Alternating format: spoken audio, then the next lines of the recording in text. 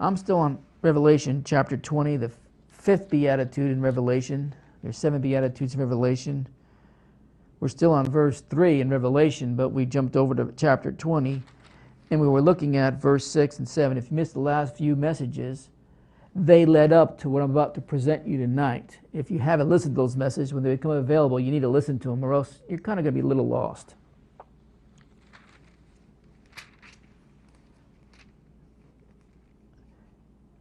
But verse 1, and I saw an angel come down from heaven, having the key of the bottomless pit, and a great chain in his hand. What is that bottomless pit? I already gave you the message in the stars.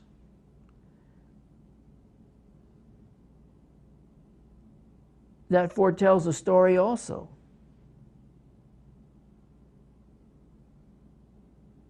I believe the messenger that was sent by Jesus Christ, which was, I believe, Daniel, had to give John some lessons concerning the message in the stars that God created. And we looked at Leviathan or Cestus. We looked at how he was chained at the neck, by the way. If you missed those messages, I suggest you go back to them. Before I go any further on that, we have to look at verse 1. Having a key of the bottomless pit and a great chain in his hand. This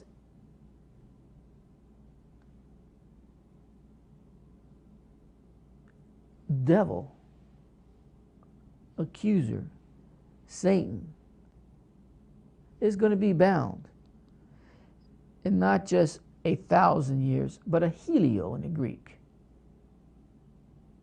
which is plural.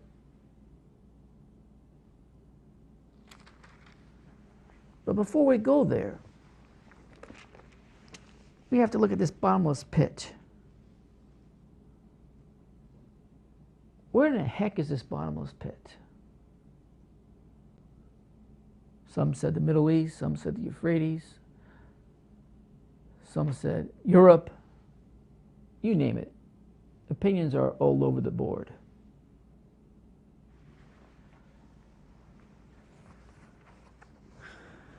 Let me read you something.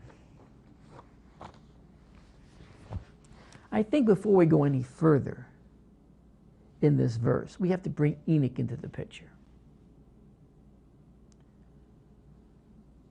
Enoch into the picture.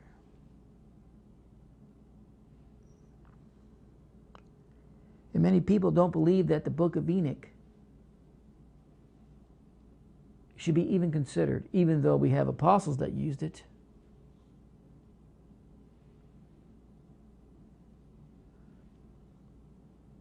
They don't believe it is an important book to understand and somehow incorporate it into the scriptures to see how,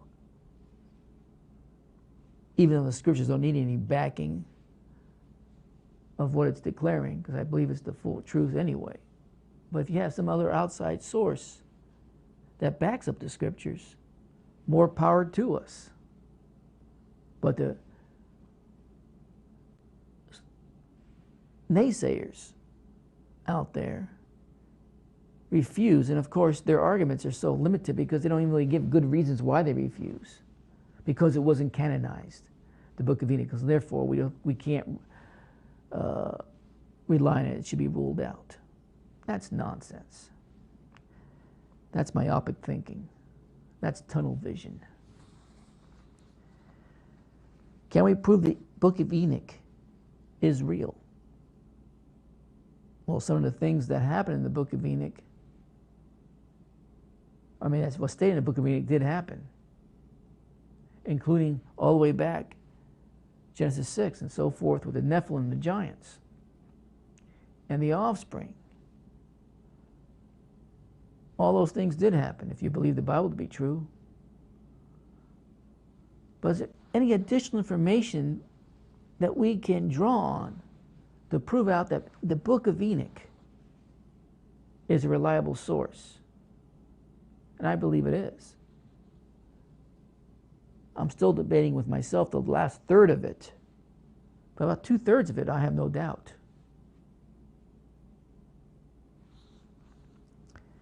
Let me read you something. It is a scholarly view that the Book of Enoch is written from about 300 BC to 50 BC. Thus, if they are right, the Book of Enoch must be a forgery, as it itself says that it was written by the pre-flood patriarch Enoch, which lived further back in time than anywhere from 50 BC to 300 BC. Add another 2,000 years to that. So you see their point. As a Bible-believing Christian, you must consider why then the brother of Jesus, the Apostle Jude, did quote this forgery. Either he and the whole bunch of apostles, because they too were influenced by the Book of Enoch, were foolish enough to buy into this false premise, or it must be older than what the scholars say. And written by the one it says is the author, Enoch himself. What if we could prove that the Book of Enoch is older than what the scholars say? What if this book in itself can prove it? Because if it was written 5,000 years ago, wouldn't there be some traces in geographical or astronomical, perhaps hidden to people in centuries before Christ, but possible for us in our technological time to discover? Can we find geographical proof that Enoch, the Book of Enoch, is real and truthful, and a source that maybe we could rely on? If not geographical, maybe astronomical, or both. I believe that there is such evidence that proves beyond doubt. Wow, beyond doubt, that's a mouthful. That the Book of Enoch is 5,000 years old. So let's look at it. Let's look at possibly some of the evidence. And then you can make a decision on your own. I have studied and written about the Book of Enoch for over 17 years. But it was not till a couple of years ago that this author realized when he read the 18th chapter. Now, it might not be the 18th chapter on a particular version of the Book of Enoch that you have. There's like 8 or 9 versions, folks. The more popular one is by Lawrence, but there's other versions out there. But not until a couple of years ago, I realized when I read in the 18th chapter that it contained an accurate description of the geography of Africa and of Antarctica. Wow. Africa and Antarctica. When you compare it with the map, I became more and more astonished by the detailed correspondences. It became obvious that this couldn't be coincidence.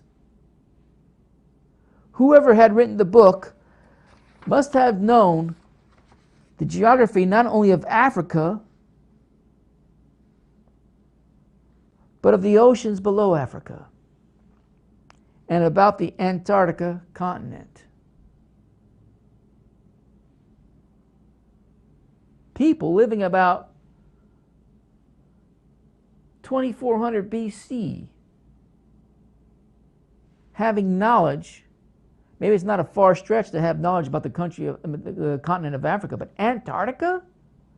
We have people today that probably don't even know it's a continent. And that's gone to 12 years of school.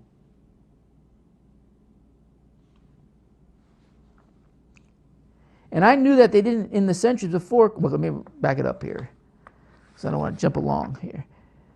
Whoever had written the book must have known the geography not only of Africa, but the oceans below Africa, and about the Antarctic continent.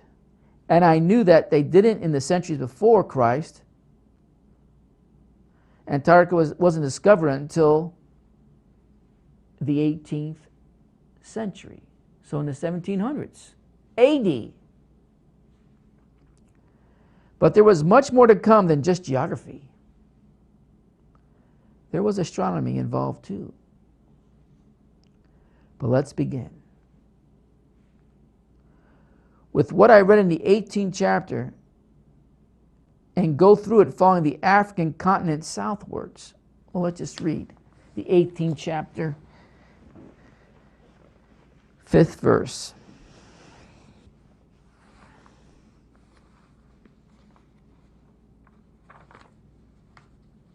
Now, it might be a different chapter if you have a copy of a different version of the Book of Enoch. Just find it in your copy. Not now, just listen to me now at a later time. 5th verse. And I proceeded towards the south, wherever Enoch's starting point was. And I proceeded towards the south, and it burns day and night. There were 7 hills of precious stones and 3 towards the east, 3 towards the south. But of those towards the east, 1 of colored stone, 1 of pearls, and 1 of antimony, and those towards the south of red stone. But the middle of the one reached up to heaven like the throne of God of the alabaster, and the summit of the throne of sapphire. And I saw a burning fire which was in all the hills. And there I saw a place beyond the great earth. There the waters collected. And I saw a great abyss in the earth, with columns of heavenly fire. And I saw among them columns of heavenly fire which fall and are without number, either towards the height or towards the depth. And over that abyss I saw a place which had no firmament of heaven above it, and no foundation of earth beneath it, and no water above it, and no birds upon it. It was a void place. And there I saw a terrible thing, 7 stars like burning mountains, and like spirits that petitioned me. What the heck is that? The angel said, "This is the place of consummation of heaven and earth. It is a prison for the stars of heaven and for the host of heaven. And the stars that roll over the fire are they who have transgressed the command of God before their rising, because he did not come forth in their time. And he was enraged at them and bound them till the time of the consummation of their sins in the year of the mystery." That's from verse 5 through verse 15 in the book of Enoch.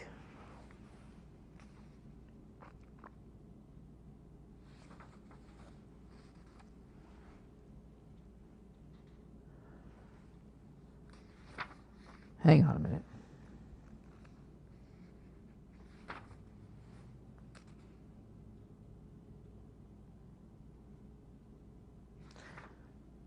Well, I'll get to it. Let me just continue. What first caught my attention was the expression of the great earth. The great earth. In the 9th verse, I'll read it to you again. And I saw a place beyond the great earth. There the waters collected. As Enoch was traveling southwards, and by the way, he had been flying. I don't know how he flew. I don't know if angels just picked him up and carried him. If they had some vehicle of transportation, which is what I tend to lean towards, because you see that in the book of Ezekiel, describing some weird type of looking vehicle that took Elijah off and took him to a different place. So I have no doubt in my mind, if I believe God's word is true, some kind of flying apparatus took Elijah. So if some flying apparatus took Elijah, then it's not unreasonable to believe that Enoch traveled possibly in the same way or similar to that. You got it? As Enoch was traveling southwards and came beyond the great earth, I thought that this couldn't mean that he left the planet. He didn't just take off into the blue and sailed into space. But the great earth, he must have meant a huge continent or landmass. So I thought of Africa. Could it be Africa? So I checked with the map, and sure, there are big mountains in East Africa. Big mountains in East Africa. The mountains in the east could be Mount Kilimanjaro, which is in Tanzania. In fact, I think that's the first picture. If you have it available, put it up. That is Mount Kilimanjaro in Tanzania. Presently, it's 19,563 feet, or 5,963 meters, if you're living in a different country. Mount Kilimanjaro. Back in Enoch's day, before the flood, it was at least, if you followed what I taught in the spiritual warfare series concerning Noah's flood, which I told you to read recently, and probably some of you just didn't do it yet because you didn't get around to it, but you should. It was at least 1,000 feet higher from a person's perspective on the ground because the oceans were lower. At least 1,000 feet. So it's 19,563 would have been 20,563 at least. The mountains in the east could be Mount Kilimanjaro, which is in Tanzania. Put the next mountain up. Mount Kenya, which is 17,057 feet, or 5,199 millimeters. I mean, not millimeters, meters. And then Mount Stanley. Now, well, anybody, put the next picture up because I want to show you something. That is Mount Kenya, what you see near to you, to show you how, even though they're in different countries, how close they are to each other. Mount Kenya, and then in the far mountain that you see there with the glacier top looking mountain, that is Mount Kilimanjaro. Now put in the third mountain, which is the third mountain. That's Mount Stanley, which is 16,763 feet or 5,109 meters. Keep it on there for a minute.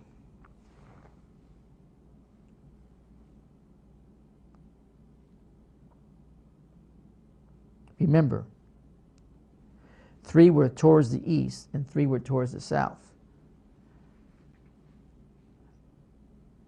I believe these 3 mountains are in Africa. Well, they are, and they're the ones towards the east because they're in eastern Africa. Africa's 3 highest mountains are indeed in the east.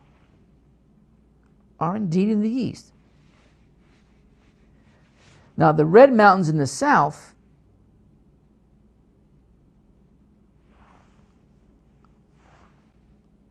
are in verse 6 in Enoch, chapter 18. But of these towards the east, one was a color stone, one of pearls, one of nemi, and towards the south of red stone. The red mountains in South Africa, come back to me now, are well known.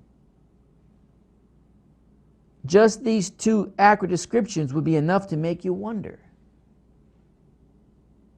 I don't want to give you any more mountain pictures. I think you get the idea. Those are the mountains in the east, but the red mountains in the south, in this great earth mass, landmass, the continent of Africa, there's also the ones in the south, the red mountains, which are well known. Just these 2 accurate descriptions would be enough to make you wonder. I don't think there's any other part of the world which would fit in with this. But it keeps on going when we go into the details. Verse 7, but the middle one reached up to the heaven, like the throne of God. of alabaster, and the summit of the throne of sapphire. Now, if you go back to the first picture, the picture of just Mount Kilimanjaro alone, let me read that verse to you again. But the middle one reached up to heaven, like the throne of God, of alabaster, and the summit of the throne of sapphire. Alabaster. Now, go to the fourth picture, the alabaster picture.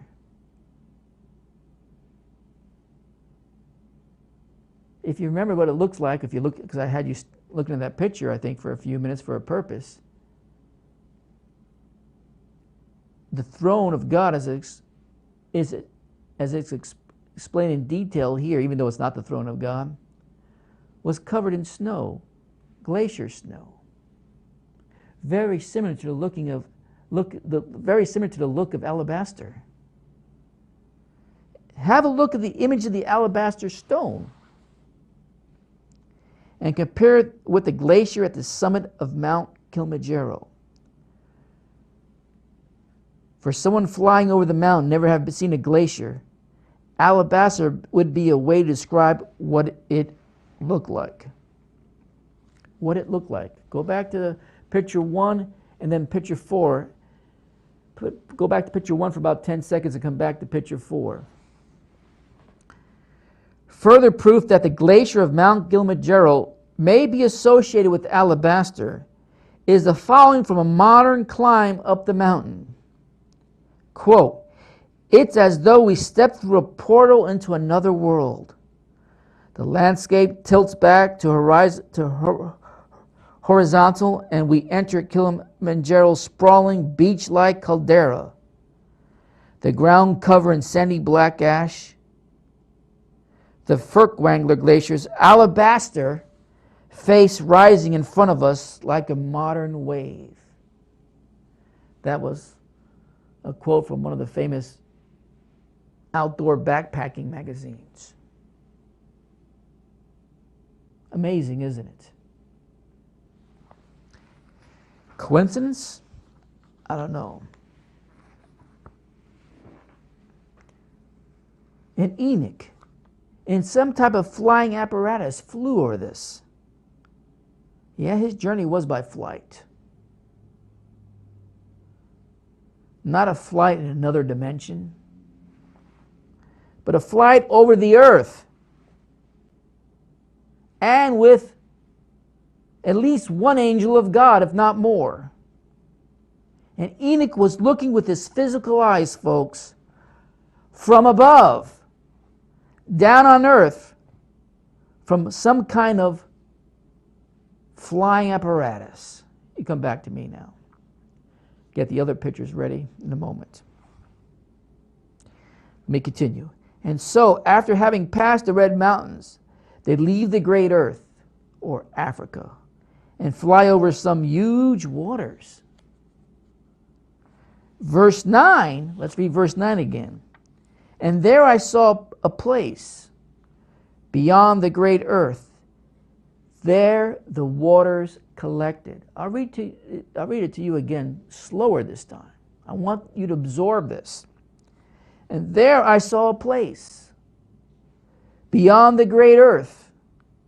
There the waters collected." Where the waters collected. Is there a place on this planet that fits that description perfectly? Absolutely.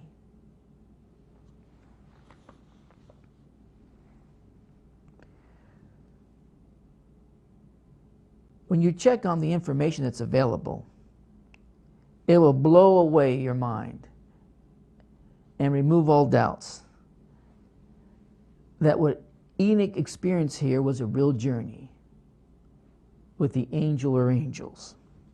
Now, in the Southern Ocean, the Antarctic Ocean is where the great oceans gather. and where they build a circular current around Antarctica. Here are the facts. Put the picture up. Antarctica is the continent in the center there. And it's surrounded by 3 other land masses of great Earths, if you would take Enoch's description, or continents. South Africa, there on the left top corner. Up in the right top corner is Africa. Australia, down the right lower hand of the right lower position of the picture there. You have the South Atlantic Ocean, the Indian Ocean, and the South Pacific Ocean converging in this, what they call the Antarctica Circumpolar Current, the ACC. The ACC, sometimes called the Great Ocean Conveyor, connects the 3 great ocean basins, the Atlantic, the Indian, and Pacific, allowing water, heat, salt, and other properties to flow from one to another. By the way, scientists are keep arguing back and forth with each other if this particular ACC, Antarctica Circumpolar Current, is the reason why our climate changes periodically.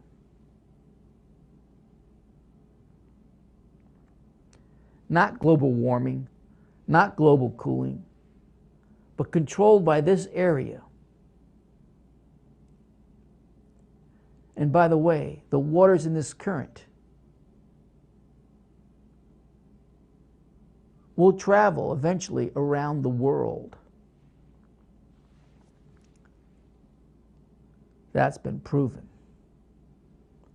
If I have time, I'll read more about it to you tonight or in the future. This is part of why the waters at the Cape of Good Hope are so dangerous. Here is where 2 great oceans meet, or as Enoch put it, there the waters collected beyond the great earth. Well, let me just read you a little bit and come back. Well, go put in another picture. Let's see what another picture. I don't know what pictures I gave you. Oh, there's the Antarctica in the middle, South Africa on the left side, the tip of South Africa on the tip of the right corner, South America on the left side, and Australia down in the right corner, New Zealand kind of in the center there. And then you see the Antarctica circumpolar current there. Next picture, if there is one. I don't know if there is one or not. Maybe there's only 2. There's only 2, okay. If you look at the map of the world, or a globe, you will see the southern ocean circle the world in the southern hemisphere between latitudes 40 and 60 degrees south. Unlike the northern hemisphere, there are no land masses to break up this continuous stretch of seawater. So you can't compare this to anywhere else in the world. Due to the Earth's rotation and prevailing weather conditions in these southern regions, this ocean has developed over millions of years of current flows, which is predominantly from west to east.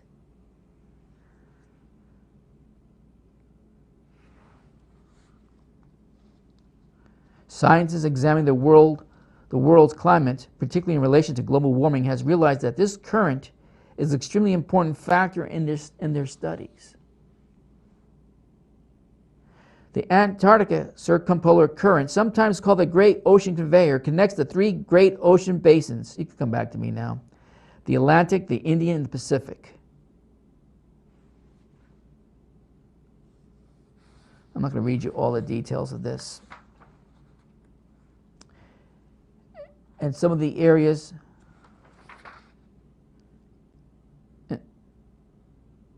have an average depth of ocean between 2,000 and 4,000 meters. Well, 4,000 meters puts it about 2.5 miles deep. And I'm not going to give you all the scientific data because I don't think I want to bore you with all that stuff. Here's something interesting. At the narrowest part of the ocean, south of the southern tip of South America, the International Southern Ocean Studies Group spent 6 years measuring the flow of water through Drake's passage. It found that the current carried about 134 times 10 to the 6 cubic meters per second of ocean water through that passage. Such a huge volume is difficult to visualize. So perhaps one can relate to it to all the water in Sydney Harbor, passing you in 3 seconds. That's amazing.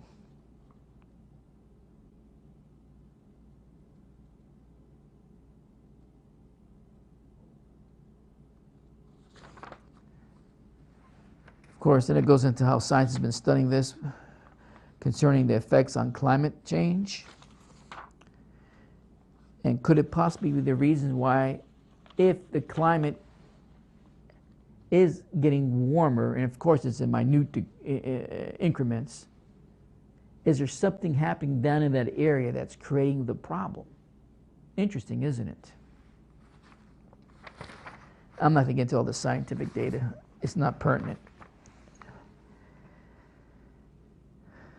This is part of why the waters of the Cape of Good Hope are so dangerous. Here is where two great oceans meet. There the waters collected beyond the great earth. The only place on this earth that fits that description that Enoch gave. He did a flyby on the mountaintops that was described in his own writing, that we can geographically see what he was describing by looking at a map, looking at pictures,